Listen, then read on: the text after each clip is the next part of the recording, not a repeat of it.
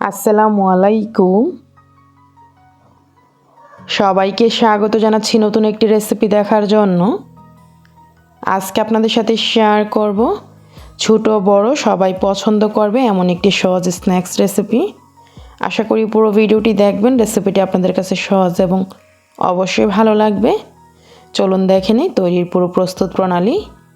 আমি আগে থেকে একটা হাঁড়িতে পানি ফুটিয়ে নিয়েছি আর এখানে দিয়ে দিচ্ছি 250 গ্রাম পাস্তা।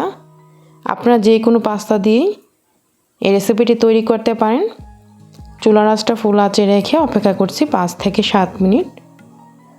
5 থেকে 7 মিনিটেই পাস্তাগুলো ভালোভাবে সিদ্ধ হয়ে যাবে। দিয়ে দিচ্ছি এখানে 1 চা চামচ রান্নার তেল, তাতে করে পাস্তাগুলো ঠান্ডা হওয়ার পরও একটার সাথে একটা লেগে যাবে না, ঝরঝরে থাকবে। প্রায় 7 মিনিট সিদ্ধ করার পর এই যে দেখুন পাস্তাগুলো কিন্তু ভালোভাবে সিদ্ধ হয়ে গিয়েছে। এখন আমি একটা ছাঁকনির সাহায্যে পানিটা ছেঁকে তারপর তুলে নিচ্ছি। পাস্তাগুলো এভাবে ছেঁকে তুলে নেওয়ার পর একদম ভালোভাবে ঠান্ডা করে নিতে হবে। পাস্তাগুলো একদম ভালোভাবে ঠান্ডা হয়ে গিয়েছে। এখন দিয়ে দিব এখানে একটি ডিম। একটি ডিম হলেই হবে, এখানে বেশি পরিমাণে ডিম দেওয়ার কোনো প্রয়োজন নেই। এখন এই ডিমটাকে ভালো করে পাস্তাগুলোর সাথে আমি মিশিয়ে নিচ্ছি।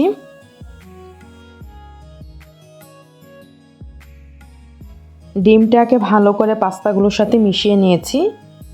এখন একটা মিক্সিং বলে 1 কাপ ময়দা নিয়ে নিলাম। পরিমাণ মতো লবণ দিয়ে দিব, 1 চা চামচ মরিচ গুঁড়া, তবে ঝালের পরিমাণটা আপনাদের পছন্দ মতো দিবেন। দিয়ে দিলাম সামান্য পরিমাণে গোলমরিচ গুঁড়া।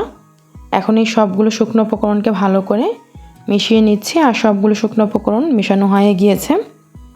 এখন আমরা এই ময়দার উপরেই দিয়ে দিচ্ছি সবগুলো পাস্তা একত্রে দিয়ে দিলে হবে। তারপর এই ময়দার সাথে ভালো করে গড়িয়ে নিব পাস্তাগুলোকে। হাত দিয়েও এই কাজটি করা যায়, তাতে করে আরও বেশি তাড়াতাড়ি হয়। তো এইভাবে সবগুলো পাস্তাকে ময়দার সাথে গড়িয়ে নিচ্ছি আর তাতে করে কিন্তু খুব সুন্দর একটা কোটিং তৈরি হবে। প্রত্যেকটা পাস্তায় যেন সুন্দরভাবে কোটিংগুলো তৈরি হয়, এদিকটা খেয়াল রাখতে হবে। আর এক্সট্রা ময়দাটা জড়িয়ে নিব। তার জন্য আমি এখানে একটা স্ট্রেনার নিয়েছি আর স্ট্রেনারে সবগুলো পাস্তা নিয়ে নিচ্ছি। আর এইভাবে ময়দাটাকে আমি চেলে নিচ্ছি, তাতে করে এক্সট্রা যে ময়দাগুলো থাকবে সেগুলো সরে যাবে। এই যে দেখুন এখন কিন্তু আর এক্সট্রা কোনো ময়দা নেই। আমরা এখন চলে যাব ভাজার জন্য। আর ভাজার জন্য আমি চুলাতে আগে থেকেই একটা প্যানে ডুবো তেল দিয়ে গরম করে নিয়েছি। তেলটা যখন গরম হয়ে গিয়েছে দিয়ে দিচ্ছি পাস্তাগুলো। চুলার আঁচটা মিডিয়াম আঁচে রেখে পাস্তাগুলোকে ভাজতে হবে। একবারে বেশি করে দিয়ে ভাজার প্রয়োজন নেই। তো আমি চুলার আঁচটা মিডিয়াম আঁচে রেখে এইভাবে উল্টিয়ে পাল্টিয়ে পাস্তাগুলোকে ভেজে নিচ্ছি। চুলার আঁচটা ফুল আঁচে রাখলে কিন্তু দ্রুত কালার চলে আসবে, কিন্তু মুচমুচে হবে না। তাই চুলার আঁচটা মিডিয়াম আঁচে রেখে তারপর ভাজতে হবে। 5 থেকে 7 মিনিট ভাজার পর পাস্তাগুলো কিন্তু অনেক মুচমুচে হয়ে গিয়েছে আর খুব সুন্দর একটা কালার চলে এসেছে। এখন তেল থেকে ভালো করে তেল ছেঁকে তারপর পাস্তাগুলোকে আমি তুলে নিচ্ছি আর ঠিক একইভাবে বাকি পাস্তাগুলো ভেজে নিব। একটা মিক্সিং বলে ভাজা পাস্তাগুলো নিয়ে নিচ্ছি। পাস্তাগুলোকে নিয়ে তারপর এখানে দিয়ে দিচ্ছি সামান্য পরিমাণে বিট লবণ।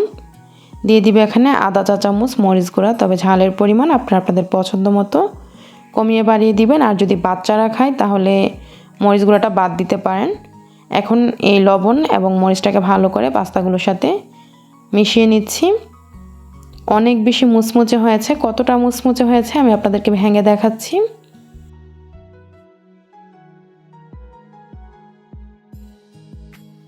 কতটা মুচমুচে হয়েছে আপনারা নিশ্চয়ই দেখেই বুঝতে পারছেন। বাজার থেকে চিপস না কিনে পাস্তা দিয়ে কিন্তু খুব সহজেই এই চিপসগুলো তৈরি করে দিতে পারেন। বাজার থেকে কিনে আনা চিপস থেকে কিন্তু পাস্তার এই চিপসগুলো খেতে বেশি মজার হয়। আশা করি রেসিপিটি আপনাদের কাছে ভালো লেগেছে। অবশ্যই তৈরি করবেন আর রেসিপিটি কেমন লেগেছে কমেন্টে জানাবেন। রেসিপিটি যদি ভালো লাগে লাইক শেয়ার দিতে ভুলবেন না। আজকের এই রেসিপিটি দেখার জন্য আপনাদের সবাইকে অসংখ্য ধন্যবাদ। সবাই ভালো থাকবেন, আমার জন্য দোয়া করবেন।